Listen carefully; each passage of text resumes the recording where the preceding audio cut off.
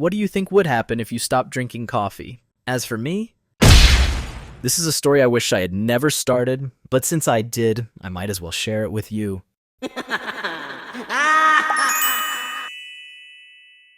Do you know where coffee originally came from? Not from offices, modern coffee shops, or that fancy coffee machine in your kitchen. This story began in a faraway land, the highlands of Ethiopia. Once upon a time, there was a goat herder named Kaldi who lived an ordinary life, until one day he noticed his goats dancing like crazy. I mean, they were partying hard like they'd just come back from an EDM festival.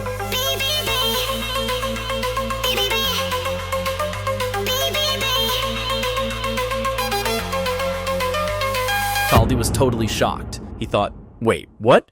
What are these goats eating that's got them partying like this? Is it some kind of magic? Then he noticed they kept munching on these red berries growing on a nearby bush over and over again.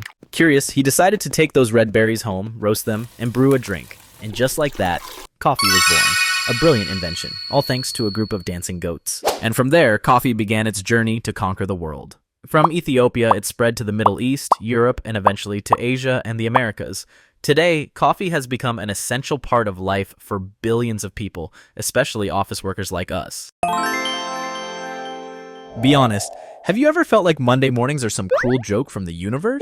You open your eyes, see the sun rising, and suddenly it hits you. Damn it, I still have to go to work. This is when coffee swoops in like a superhero. If your life were a movie, coffee would be the main character, showing up right on time to save you from endless yawns and morning misery.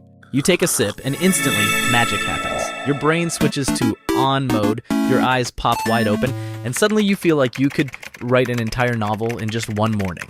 I love you, baby! And without coffee, don't even ask. Here's me without coffee. Absolute chaos.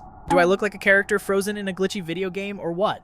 Let's be honest, coffee is the ultimate survival tool for office workers. Without it, how would you deal with things like looming deadlines, demanding clients, and that email from your boss at 8 a.m. on a Monday morning?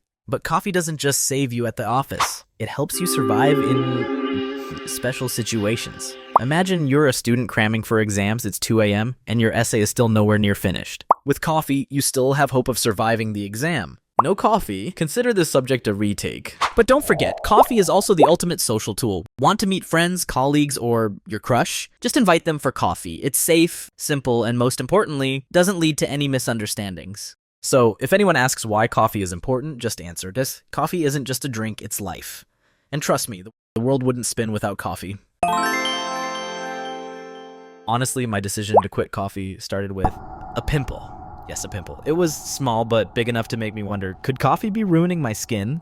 So, I turned to Google. And you know how Google is. It's like that friend who loves to exaggerate everything. I came across articles saying coffee causes insomnia, makes your heart race, and worst of all, causes acne. At that moment, I thought, that's it, I guess I have to break up with coffee. The next morning, I officially said goodbye to coffee, but little did I know that decision would throw me into a series of crises. The first day, I felt normal, but not the good kind of normal. It was the kind where life feels bland, like drinking lemonade without the sugar. My brain started to go on strike. I couldn't even come up with a decent reply to an email. Everything felt slow, like my mental processor had been downgraded to Windows 95. Day 2, things got worse.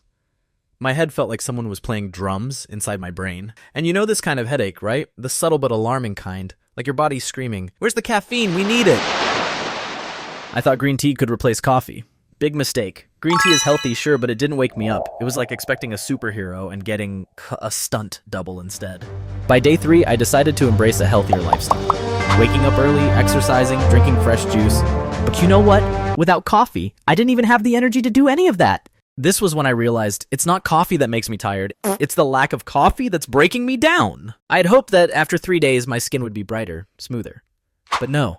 The only thing I saw in the mirror was an exhausted zombie silently crying for coffee. I even started dreaming about coffee. Guys, that's when I knew I simply couldn't live without it. And so I drank coffee again. That first sip felt like heaven's gates opening. My mind cleared, my body woke up, and life suddenly became worth living again. So what's the takeaway here? If you think coffee makes you tired, think again. It's living without coffee that's the real nightmare. In the end, I went back to coffee. Not because I'm weak, but because I realized coffee isn't the enemy. It's a good friend, a reliable companion. Drink it in the right amounts, and you'll find life so much easier to handle. So there you have it. If you're thinking about quitting coffee, I have just one piece of advice. Don't Don't put yourself through that misery. Just enjoy it and be grateful that coffee exists.